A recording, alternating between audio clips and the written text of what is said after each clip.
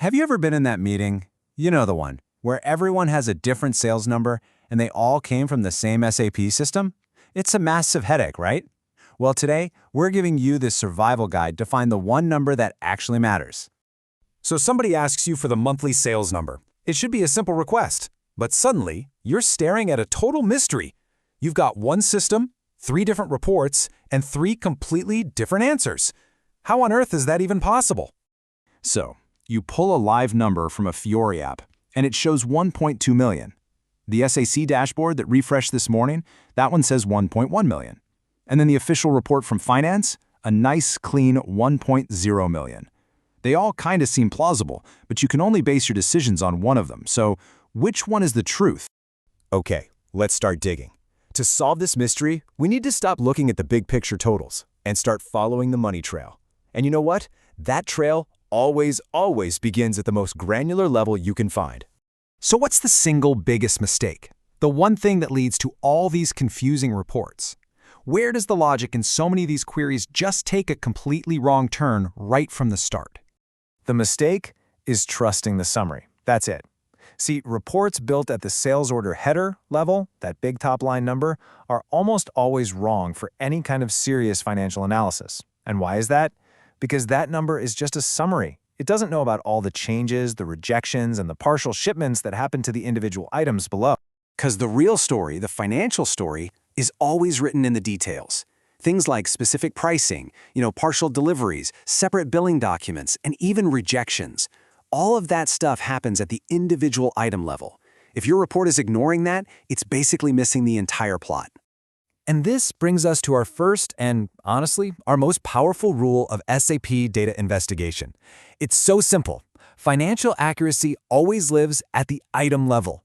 If you don't remember anything else, please remember that. And here's a perfect example of the problem. A sales order header might say complete, but that could be a total lie. An item buried underneath could still be open, or maybe it was even rejected. The only place to find the real status is by looking at each and every item.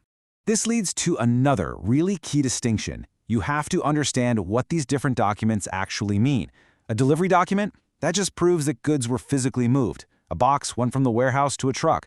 But the billing document? Oh, that's the legal and financial transaction. That's the one that posts to finance and actually becomes recognized revenue. Okay, now we get to the next layer of complexity. It's not just about what's inside a single report, but why different systems, like your live Fiori app and your SAC dashboard, are telling completely different stories. Now, this might sound like a riddle, but it's the absolute key to understanding analytics.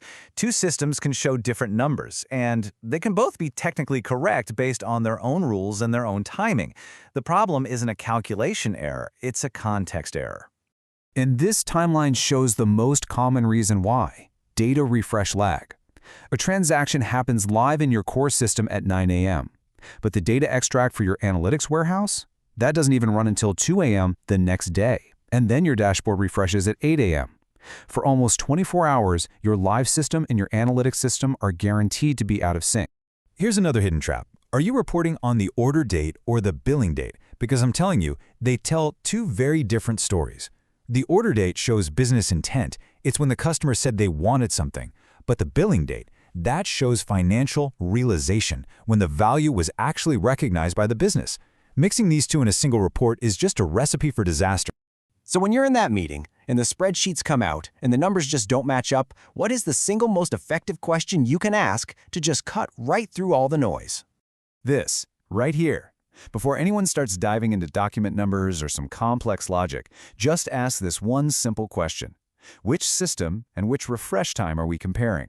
I promise you, that alone will solve most of your disagreements, because it immediately shows you're not even looking at the same snapshot of data. All right, let's bring it all home. We found the clues. Now it's time to crack the case. Because the solution isn't just about better data. It's about creating a much better dialogue between the different teams. This is the unbreakable rule. The single point of truth that connects the world of sales and distribution with the world of finance is the billing document. Period. It's not the sales order, it's not the delivery. Any report that claims to reconcile revenue has to be anchored to those billing documents. So how do you reconcile safely? Easy. You follow these 4 steps. First, you fix the scope.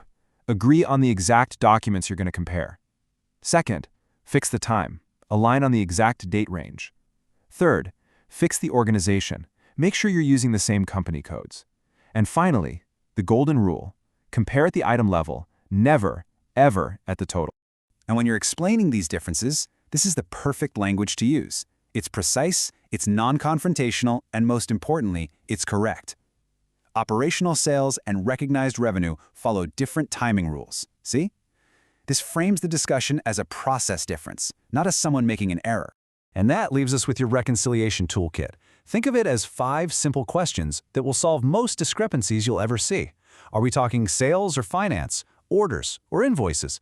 Which date are we actually using? Are we including adjustments like credit memos? And finally, did we make sure to exclude things like rejected items? Which brings us to the final and I think the most important question. The next time you're deep in the data, just ask yourself this. Because getting the numbers to match is never just a technical exercise. It's about creating a single source of truth that everyone can actually stand behind. Ultimately, it's about building trust.